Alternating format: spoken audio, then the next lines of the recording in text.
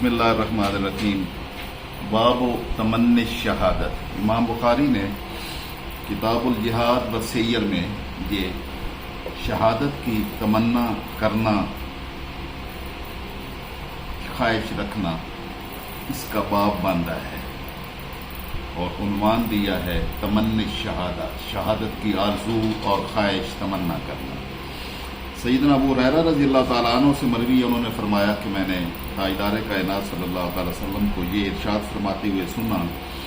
والذی نفسی بیدہ، قسم ہے اس ذات کی جس کے دست قدرت میں میری جان ہے، لولا رجالا من المؤمنین لا تطیب انفسهم ان یتخلفوا عنی، کہ اگر کچھ لوگ مومنین کے وہ جو مجھ سے پیچھے رہ جاتے ہیں، یعنی ان کے پاس ساز و سامان نہیں ہوتا جنگ میں شرکت کرنے کا، ولا اجد ما احمل علیہم ہم علیہم، اور علیہ، اور میرے پاس بھی اتنے وسائل اور ذرائع نہیں ہوتے کہ میں ان کو جنگ میں شرکت کرنے کے لیے ساز و سامان فراہم کروں، تو اگر یہ پیچھے رہ جانے والوں کی جو کمزوری ہے کہ ان کے پاس وسائل نہیں ہیں، تو اگر وہ نہ ہوتے تو میں کبھی بھی کسی سریہ سے بھی، چھوٹے سے چھوٹے گروہ جو دین کی عظمت و سربلندی کے لیے میدان جہاد میں نکلتے ہیں، میں کسی ایک سریہ سے بھی پیچھے نہ رہتا۔ ما تخلفت عن سریۃ تغزو فی سبیل اللہ، جو اللہ کی راہ میں جہاد کرنے کے لیے کوئی سریہ نکلتا ہے تو میں اس میں بھی شرکت کرتا، میں پیچھے نہ رہتا۔ میں پیچھے رہ جاتا ہوں ان مومنین، کمزور مومنین کے لیے جن کے پاس عذر ہوتا ہے، جن کے پاس وسائل نہیں ہوتے ہیں، تو معذور لوگوں کو بھی جنگ میں شرکت نہ کرنے کا کی اذن اور اجازت دی گئی ہے۔ تو اس راستے میں، جہاد کے راستے میں نکلنا کی فضیلت اور عظمت کو بیان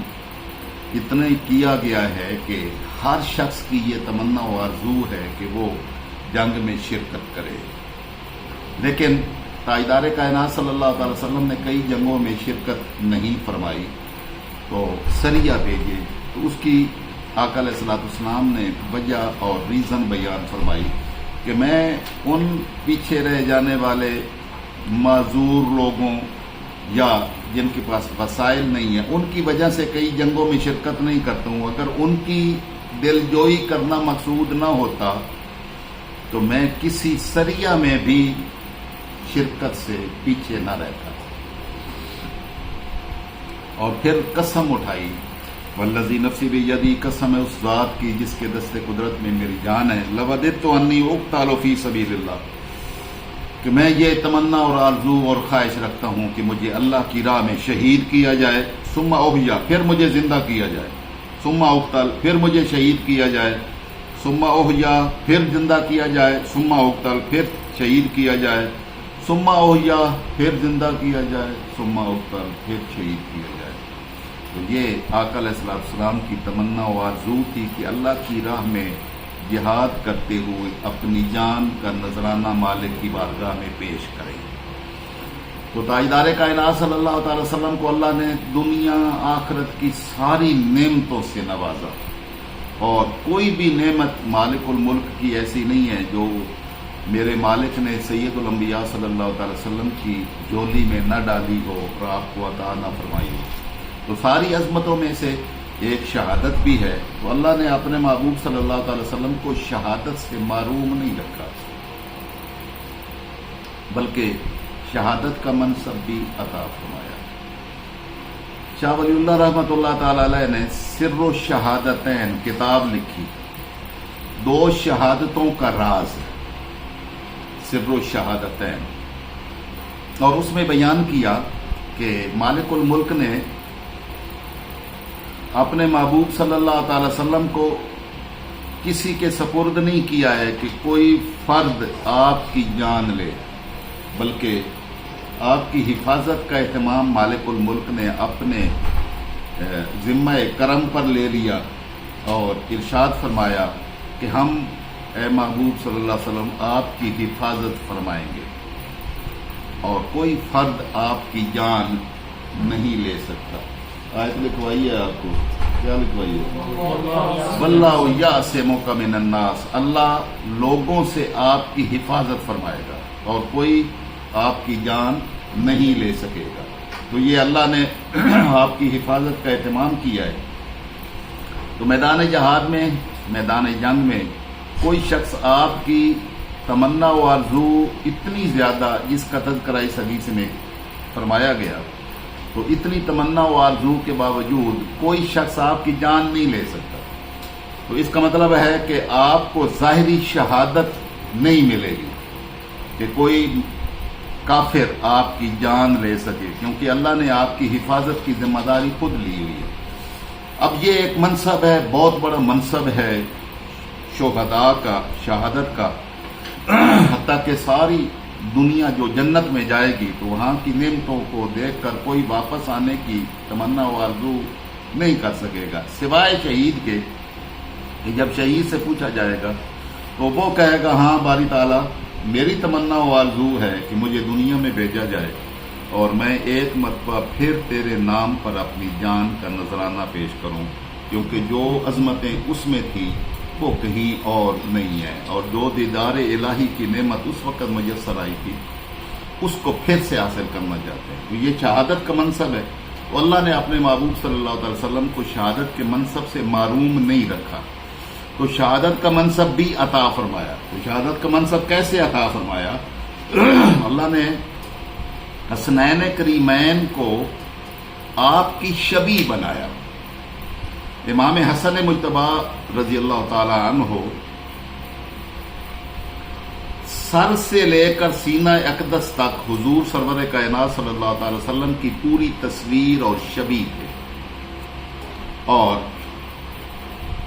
من الراس الی الصدر، سر کے بالوں سے لے کر سینے تک پوری تصویر تھے امام حسن مجتبی سید الانبیاء صلی اللہ تعالی وسلم کی ذات کے. اور وما بین الصدر الی القدمین، اور سینے سے لے کر قدمین تک سیدنا امام حسین رضی اللہ تعالی عنہ سید الانبیاء صلی اللہ علیہ وسلم کی پوری تصویر تھی.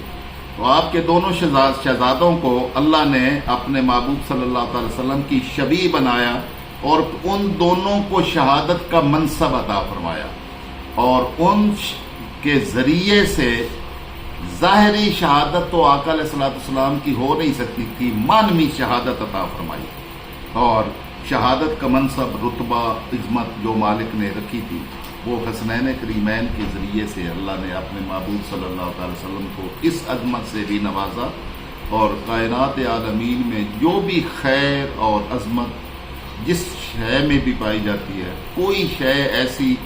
اس کی مخلوق میں، عظمتوں میں سے کوئی شے نہیں ہے جو اس نے اپنے محبوب صلی اللہ علیہ وسلم کی جولی میں نہ ڈالی ہو. تو آقا علیہ الصلوۃ والسلام شہادت کی تمنا میں اس قدر حریص تھے کہ اس حدیث پاک میں 4 مرتبہ ذکر آیا. تو یہ شاید وہ راوی نے اتنا بیان کیا ہو اور آپ صلی اللہ تعالی وسلم کی سانس وہاں پر رکی ہو، نہیں تو شاید اور بھی بیان فرماتے رہتے کہ پھر مجھے زندہ کیا جائے، میں پھر شہید کیا جاؤں، پھر زندہ کیا جائے، پھر شہید کیا جاؤں. تو یہ کثرت پر دلالت کرتی ہے کہ آقا علیہ السلام کی تمنا شہادت پر، شہادت کی آرزو پر کس قدر آپ صلی اللہ تعالی وسلم حریص تھے کہ میں اپنی جان اپنے مالک کی رضا کی خاطر لوٹانا چاہتا ہوں اور مجھے اللہ کی راہ میں شہید کیا جائے. یہ آپ صلی اللہ علیہ وسلم کی کس قدر بڑی اور عظیم خواہش تھی. اللہ رب العزت نے حسنین کریمین کے ذریعے سے آپ کو معنوی شہادت سے نوازا. اللہ رب العزت ہمیں بھی اپنی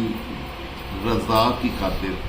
اس کے نام اور اس کے دین کی سربلندی کی خاطر اپنی جان، مال، سب کچھ قربان کرنے کی توفیق نصیب فرمائے. والسلام علیکم ورحمۃ اللہ.